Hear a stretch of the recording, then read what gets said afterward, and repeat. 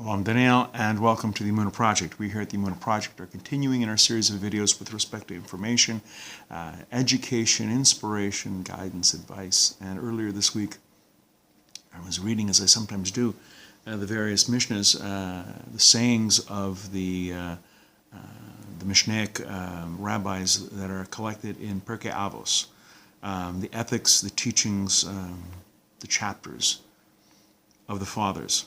Specifically, chapter 1, Mishnah 13, where the sages of the Mishnah, specifically Hillel, says, "He who makes personal use of the crown of Torah, halaf, shall soon be gone," sometimes translated as "he will quickly fade away."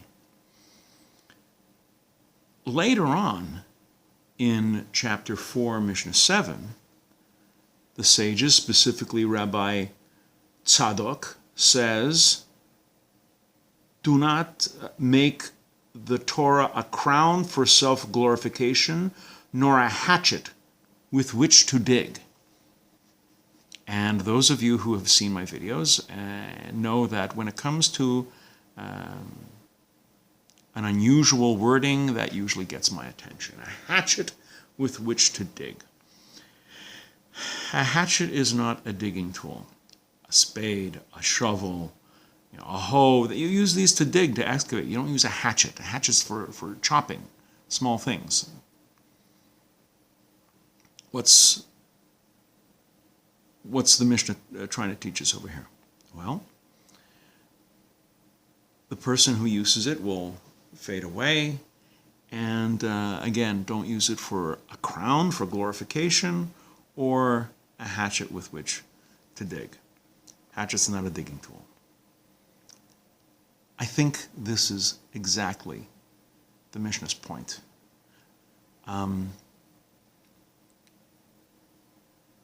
That's not what it's made for. You're using a hatchet to dig. That's not what it's used for, and you're probably going to damage a precious, valuable tool. When one attempts to dig with a hatchet, when one exploits the crown of Torah for his own personal interests, he takes inappropriate advantages. If he uses the Torah to take advantages in business, in politics, in your status in society, if that's the reason for it, he's misusing and damaging a precious tool. A word on the Hebrew word halaf, to fade away, to disappear, to be gone. And actually, the word halaf actually means change.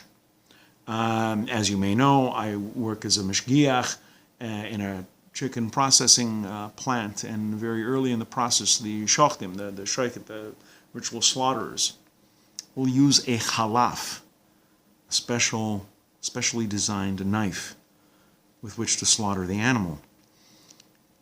Again, with the word meaning change, in so doing, it transforms the living into the dead. Also, similarly, it's used to describe a banker who exchanges money from euros to American dollars to Canadian dollars to Australian dollars to shekels, whatever. He's transforming it. He's changing it. It was Rabbi Yitzhak Bunim who explains that, in a sense, the same idea applies to an individual who takes personal advantage of the crown of Torah.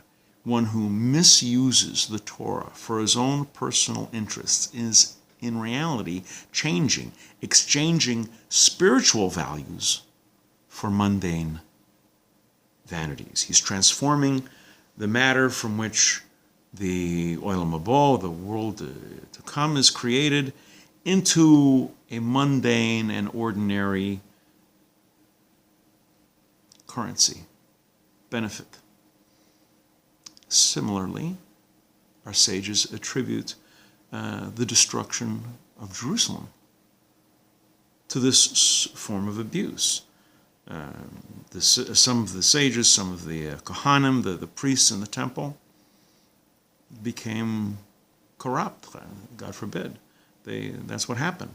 They corrupted the law. They corrupted halacha to suit their own personal needs, manipulating the Torah for their own purposes, for their own advantage. They decided questions of law to their advantage.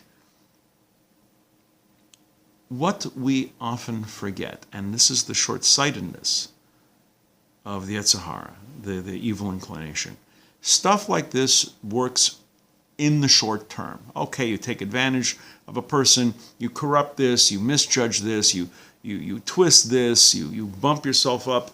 There's a short-term advantage sometimes, there is.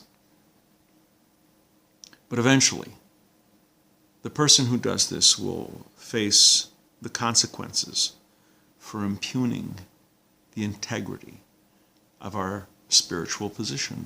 The Jewish people are held to a higher standard. We're supposed to be Or L'Goyim. We're supposed to be a light unto the nations. And when we misuse the crown of the Torah, the Torah knowledge, for mere status or financial gain, political position, social position,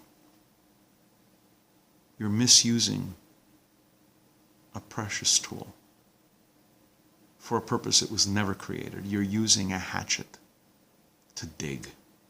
We're going to be doing more videos along these lines. Please come back. Please watch. Please learn. I hope you're finding these videos of some benefit. And until next time, on behalf of the Emunah Project, I'm Daniel, and thank you too much.